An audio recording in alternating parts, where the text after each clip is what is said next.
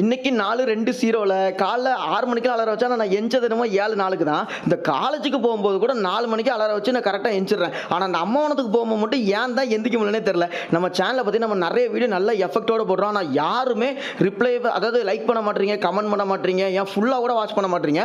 நம்ம வீடியோல என்ன ப்ரோஸ் அண்ட் கான்ஸ் இருக்குன்னு நீங்க சொன்னா மட்டும் தான் நான் அடுத்து அதை வந்து திருத்த முடியும். ஓகேவா? நான் நேத்தே சொல்லியிருந்தேன் காலைல அம்மாவனத்துக்கு போகணும்னு சொல்லிட்டு.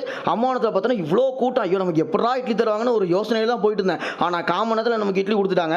அதுக்கப்புறம் வரும்போது அப்படியே யோசிச்சிட்டே தான் வந்தேன். இன்னைக்கு என்னெல்லாம் வேலை இருந்தாலும் பரவாயில்ல, எல்லா வேலையும் டப்பு டிப்புன்னு முடிச்சுட்டு அப்படியே ஒரு மத்தியானம் தூக்கத்தை போடணும் அப்படி தான் பார்த்தேன். காலைல சாப்பாடுக்கு 10 இட்லி நல்லா வயிறு முட்டை சாப்பிட்டுட்டு எங்க அம்மாட்ட என்ன வேலை இருக்குன்னு கேட்டா எங்க அம்மா ஒரு லிஸ்ட் போட்டாங்க. காய்கறி கடைக்கு போகணும், மெடிக்கலுக்கு போகணும், ரேஷன் கடைக்கு போகணும் அப்படின்னு சொல்லிட்டு ஒரு லிஸ்ட் போட்டிருந்தாங்க.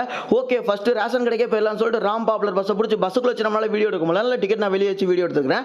அதுக்கப்புறம் ரேஷன் கடைக்கு போய் பொருளெல்லாம் வாங்கி பையில போட்டுட்டு மற்ற இடத்துக்குலாம் போகிறதுனால வீடியோ எடுக்க முடியல. பிகாஸ் அந்த இடத்துல கூட்டம் ரொம்ப இருக்கு. யார் பேசும் அவங்க தெரியக்கூடாது நினைப்பாங்க.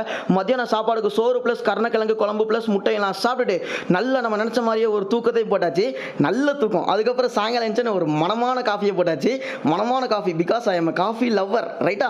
அதுக்கப்புறம் நமக்கு இன்னைக்கு பொடி திரிக்கிற வேலை இருந்துச்சு. ஏன்னா நான் எப்பவுமே நான் கிளாஸ்க்கு வந்து பொடி இட்லி தான் கொண்டு போவேன் காலேஜுக்கு. அதனால பொடி இட்லி திரிக்கிறது எப்படின்னு சொல்லிட்டு ஒரு வீடியோ கூட நான் போடுறேன் உங்களுக்கு. ஓகேங்களா? நான் திரிச்ச அளவுபடி நான் உங்களுக்கு வீடியோ போடுறேன். ராத்திரி சாப்பாடுக்கு பார்த்தீங்கன்னா தயிர் சோறு பிளஸ் நார்த்தங்காய் ஊறுகாய் வச்சு நல்லா வயிறு முட்டை சாப்பிட்டுட்டு தூங்குறதுக்கு முன்னாடி அந்த வீடியோக்கு வாய்ஸ் கொடுக்கணும்னு வாய்ஸ் கொடுத்து டே 19 அப்லோட் பண்ணியாச்சு. நாளைக்கு சீக்கிரமா அதிகணும். பிகாஸ் நாளைக்கு ஞாயிற்றுக்கிழமை அப்படிங்கிறப்ப அம்மாவனத்தில் வந்து நம்ம சீக்கிரமா போனால் நமக்கு சாப்பாடு கிடைக்கும். அதில் நாளைக்கு வீடியோ வந்தா பார்க்கலாம்டா.